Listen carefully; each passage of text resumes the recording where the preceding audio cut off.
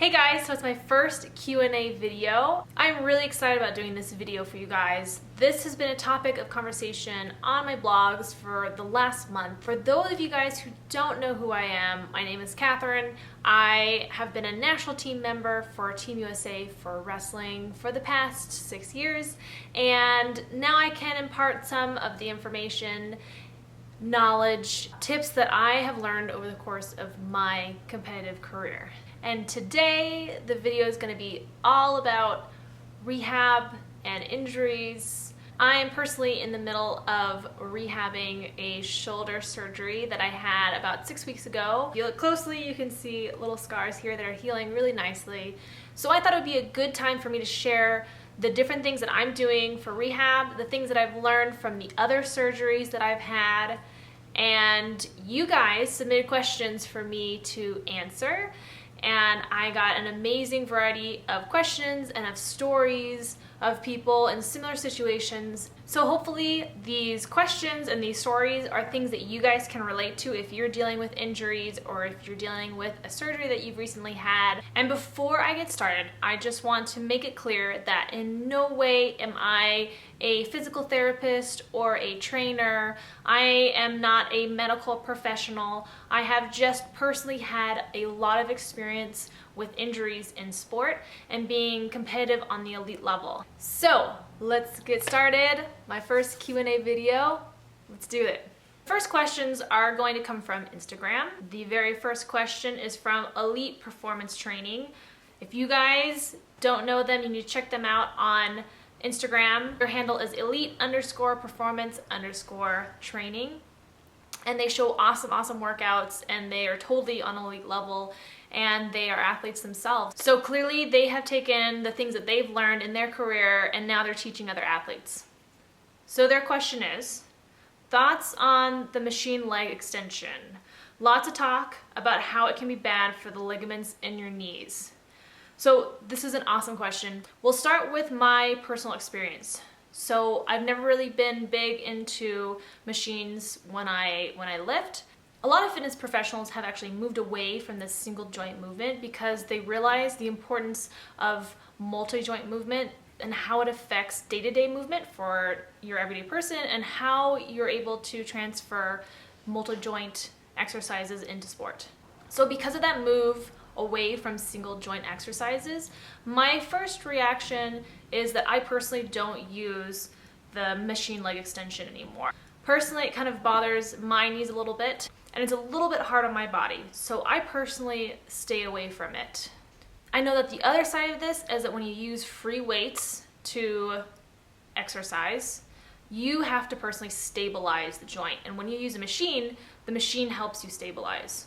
So if you are someone who likes the machine leg extension, then your body should definitely be ready to adapt and already very stable when you use free weights. Otherwise, your body could be compensating as the machine helps stabilize for you. Because I am not a fitness professional, I reached out to my physical therapist and asked her opinion about it.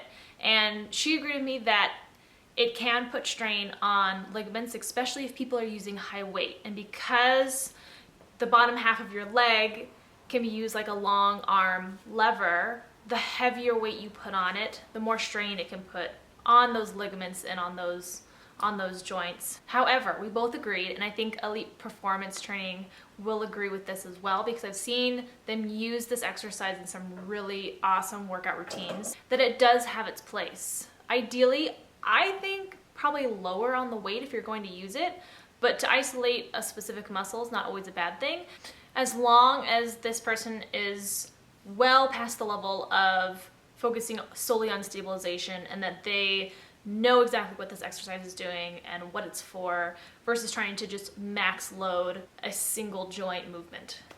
All right, next question is from Isabed123 from Instagram. She says, I'm a 14-year-old girl and broke my 5th metatarsal. Should I be worried that my foot will never be the same again? From my experience with injuries, I can agree with the statement that it might not always be the same. But my goal was never to make it the same. My goal was to make it as good as it can be. So first thing first is to make sure that you're talking with your physician or with a medical professional, a trainer, or a physical therapist who's giving you guidance of the type of rehab program that you need to be on. I have personal experience with foot injuries. I had a Liz Frank fracture. So what I had to have done was they placed a metal plate on the side of my foot and then through it did 3 screws across so they could actually bring the bones back together. Then months later, I actually had all the metal removed, but it was definitely a process having your foot learn how to move again. And I had to really focus on movement through every position. And I definitely feel more stiff certain days, and I have different exercises that I need to keep up in order to make sure that I'm feeling good. But remember that your body is always going to react to the stress you put it in. Very similar to the reason and the way that we lift weights. We want our body to react and then get stronger. So through your injuries, your body will react the same way as long as you continue to accurately, with guidance, put the right kind of stresses on it so it knows how to react. I really think that it just takes time and diligence, repetition, so that your body can adjust to the new ways it needs to react when you put it into sport. So the last question from Instagram is more like a story. This is from fellow national team athlete Victoria Francis, and this is what she had to say. So she said, when you're injured, there's always a lot of fear of looking weak or coming off as seeking attention. When she's been injured, she's felt very alone because of this, even though she knows injuries are very much a part of being an athlete. Her initial thought when she was injured was that since it was her second time and that she actually has some family history in this type of injury, what if she's not able to continue to wrestle? And I think that's a very common statement that a lot of people have and come across in their heads, right? So there's always a lot of doubt. She said thankfully she had family support, and that even when she was off the mat for 7 months, she felt like she was falling behind. And for you guys who don't follow my blog, go check that out because I actually wrote a whole article called I'm Falling Behind in Wrestling. So it basically talks about the mentality and the fears when we're off the mat and what we can do to kind of work with those thoughts and those feelings. So she continues and says, especially when rankings came out and she was lower in the rankings because she hadn't been competing, it made her worry that she was going to fall out of love with wrestling. And she knew it would be hard coming back, and she was worried about the fear of being frustrated and wanting to quit. She started coaching the high school boys team in her hometown, and she said that definitely re-energized her love for wrestling and got her fired up for her return. So I really want to thank Victoria for sharing this. When she talks about the fear of falling behind and she talks about the fear of falling out of love with wrestling, she actually combats this with taking her energy elsewhere. She decides to start helping with her high school team, and that love and being around that energy gives her the fuel to know that she can come back. And a lot of times that's just what it takes. It takes pushing your attention to other things that strike up your passion again. When we're worried about what other people are doing, what other people are seeing when they're looking at us, what other people are judging about our actions and our choices, it's really hard for us to then internally focus on what we need to do. That power that we get from sports and we get from competing is that power that we can look internally and we can focus solely on ourselves. And that is 100% an acquired skill. It has taken me years to work on, and you still work on it as an athlete. Our next questions come from the submission forms from the blog. Yehuda asks, how do you make time for your spouse? How has the injury affected your relationship?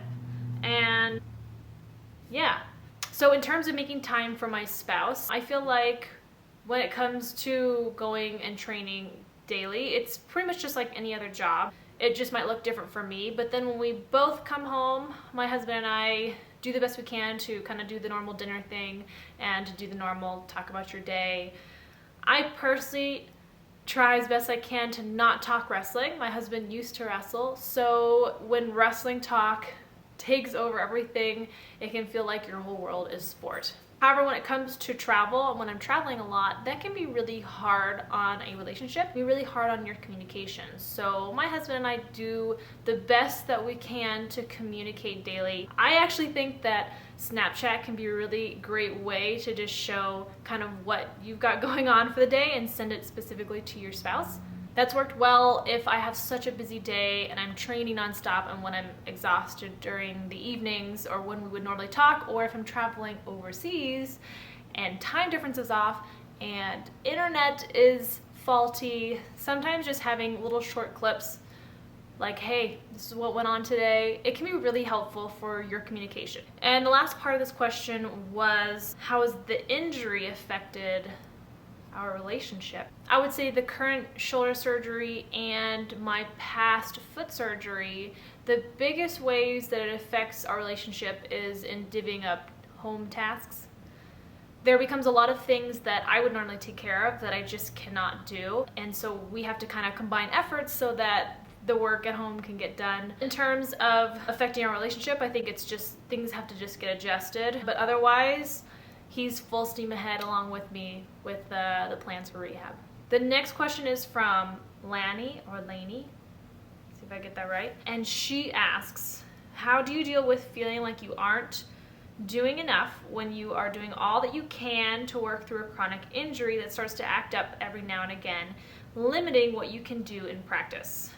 She says, with her, I dislocated my shoulder at the beginning of my freshman spring season and again at the end of my sophomore high school season.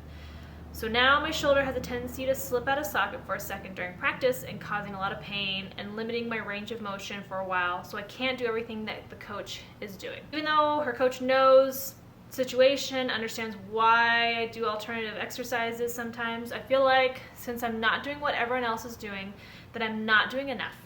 Even though I'm pushing just as hard or just as hard or harder as they are, but just with different exercises. Okay, so first you have to make sure that you aren't continuing to do things that are just gonna hurt you and that are just continuing to hurt yourself over and over and over. Make sure you're real upfront and honest with yourself that are the things that you're doing when you're practicing helping or harming you. Are you spending a lot more mental time and energy and stress worried about what people are thinking, and so you're doing things you shouldn't be doing, prohibiting what you're going to be able to do later on in the season, in your high school career, in a college career? The next thing is, clearly if you're having this many problems and it's continuing to happen and it's been quite an extensive amount of time, it's probably time to seek professional support and help. I know for a fact that shoulder injuries can be very difficult to manage, especially if you're having subluxation. It sounds like if you haven't already done it, it's really time to sit down with somebody who can give you an extensive rehab plan and something that can guide you through and kind of see you supported at different levels so that you're actually able to get back to sport and that you're not continuing to injure yourself over and over. So when it comes to your question about feeling like you're not doing enough or feeling like kind of like people are watching you and seeing what you're doing, okay, here's the big thing. No one can tell you that the push-ups you're doing are hard enough, that the squats you're doing are hard enough, the takedowns you're doing are, nobody can tell you. You know. You always know. You know the truth yourself. So if the case is that you feel like you're really doing the things you can, but you just feel very prohibited because of your injury, here's the next question you need to ask. As you're doing all these alternative exercises in practice, right? Coaches may be saying, do mountain climbers and you have to do them one-handed. Okay, so what if the alternative exercises that you're doing are actually not supplementing you in the right way? Maybe doing everything one-armed is actually not the solution that you really need. It's all about getting out of the exercise what you need. So maybe it's actually coming from a place that's saying you need to push yourself in a different direction that's going to help you push yourself a lot harder. Because honestly, the truth is when it comes to injuries, you are going to have to work twice as hard. You really are. In order to get the same amount of work done that other people are getting, you're going to have to work twice as hard. And you're going to have to be twice as creative. And that, in turn, helps you refocus on yourself. Helps you refocus on what you need to do. Helps you so you're not thinking about what everyone else is thinking you should do. You have to put your energy, your focus into the things that you can control and not just doing things that you think look right or you think you have to do. And actually, I'll give you something specific. I did write a blog on working on your stance, and I would say I highly recommend during these times where you cannot do as many upper body things, I highly recommend working on your stance, because that is going to be the number one thing. The longer you can stay in your stance, the more energy you're going to have throughout the match, the better you're going to be able to react. There's huge benefits from working on your stance. Next question comes from Lynn. Lynn asks, my 10-year-old daughter got her foot stepped on at soccer. Her pinky toe still sore. It's been 2 weeks plus. She's trying to stay off of it. It is not broke and we had it looked at. She's getting itchy to get in a good wrestling practice. What else can she do to help her poor foot to heal? First recommendation is hit it hard with rice. If you guys haven't heard of rice, it's super old school, but it's still tried and true. So rest, ice, compression, elevation. It's great that you've had it looked at. If you can call that physician or whoever you had look at it, and you can ask them for specific recommendations of things that she can do at this level. Because a big part of when your body gets injured is it wants to not move and it wants to like protect itself. So you need to ask somebody, is it okay for us to start moving it? Because a lot of times the pain can come from stiffness, but it can come from a lot of different places. So you need to ask a professional what stage that you guys can actually start maybe working on some rehab exercises. As far as my personal experience goes, with feet, with ankle sprains, bad ankle sprains, and the foot surgery I've had, as you progress and you start getting closer, she starts getting closer to healing, balancing and side-to-side actions are going to be really important. So those are questions to ask as well. I would say, meanwhile, I would talk to, if you have access to a trainer, I would talk to them about taping. A lot of times what trainers can do is they can help teach you a little bit about how to either tape pinky toe and next toe next to it together. Wrestlers do this a lot in practicing competition, right? When we have a jammed finger, we'll tape the two together so that it has kind of like a splint support. And sometimes a trainer might actually do like a little popsicle stick splint. I would think that's a great kind of direction to start asking someone who can really teach you how to do that. And that may be something that she can actually wear throughout the day, because it's, unless you're on crutches, it's going to be hard to stay off of it. So having support. So ask a professional, what's the best way to support this pinky toe so it can chill out and it can heal. And meanwhile, she might not be ready or be able to get on the wrestling mat because it might keep prohibiting her from wrestling and competing later because the injury prolongs. But that doesn't mean that there aren't things that she can do. There's a lot of movement stuff on your knees. I would recommend putting her down on her knees and seeing if she can wrestle on her hands and knees and play in those positions, because if that helps her stay off of the foot and she gets to still get that wrestling feel, doing the alternative is the best way to go. Next, Jonathan asks, I've always found that when I got an injury, it was an opportunity to train and improve in other areas. Have you done that as well? And if so, what kind of things do you do? Oh man, do I ever. I have quite a few teammates who laughingly say that I never stop working out. Maybe they're right. I don't know. But the whole thing is that whenever I have injuries, my focus turns to doing the things that I can do. So, for example, right now, I can't do as much upper body, so that means doing balance work, stance work. Once I can run and I can hop, it'll be focusing on speed and agility. These are all things that I can control, and I don't have to waste the mental energy on the things that I can't do because my upper body is limited. Because meanwhile, I'm maxing out what I can do upper body. I'm maxing out the rehab. I'm listening to my physical therapist about what I can do. So focus is lower body. And I'll be honest, guys, like sometimes I don't even remember the things I do because I'll get to practice and I really just get inspired by whatever's going on that day, whatever people are doing. And maybe I'll try and like mimic something that somebody else is doing in a really bizarre, unique way. I'll see if I can mimic a low shot by doing it with bands, right? So I'll just get really creative with the things that I need to do. And that way my focus becomes very narrowed. I come into practice, I know the rehab I need to do, I get used to the specific exercises I like doing because I've kind of created a little plan for myself. And from there, the rest of practice dictate the kind of things that I'll try and practice. So in terms of things outside of the room, I think injuries are a great opportunity to sit yourself down and watch video. It's not always easy to get ourselves to watch video. I think we all probably like sweat and our heart rate starts rising when we start watching ourselves on video. And you give yourself an opportunity because you're not thinking about the very next competition that's coming up. You're really focused on the moment and you're focused on things that can make you better. This is a great opportunity to turn on that analytical brain and see what comes out of it. I used to have a really hard time looking at injuries in a positive route. So it takes a certain switch to turn on in your brain to say, okay, well, I have to rechannel this energy. I have to do things that are positive. And it's not easy. We want to fight those feelings that tell us now we're not good enough, now we're falling behind, now everyone's watching and we don't know what we're doing.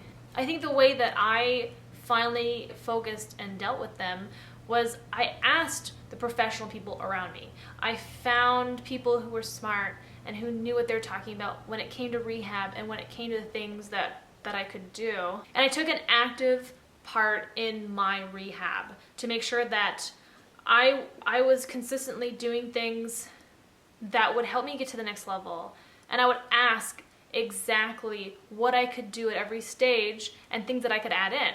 And I think the person that asks the most questions and the person that pushes that caretaker to help them reach another level is the person that's going to be successful. And that comes with taking every opportunity that's available to you, even when you're injured, and improving different parts of yourself. Okay, last question is from Michael. He asks, how do you stay motivated to rehab once you feel mostly healed?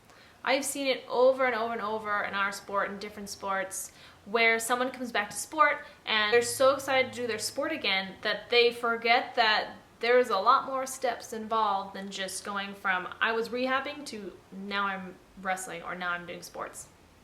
I really strongly believe that the work doesn't end the moment that they say, okay, you're allowed back into sport. They might not be giving you as many rehab exercises to work on, but it is your duty now to make sure that in your strength and conditioning, in your warm-up before practice, in your cool-down after practice, you need to do all the things that activate your body, activate the muscles that were asleep for however long they were while they were protecting your muscles and protecting those ligaments and whatever was damaged, that they don't just turn back on quickly. And especially as you get more and more fatigued with a practice, they're not gonna keep reacting the same as when you did no sport. They're gonna need repeated focus for you to tell them, hey, remember, this is what you're supposed to do, even when you're tired. So I think once you start coming back to sport, the most important things are working on the endurance so that the muscle reacts the way you want it and can do it the whole time you're partaking in sport. And 2, the agility. And sport is all about reaction. Having the best reaction out of anyone next to you is what sport is all about.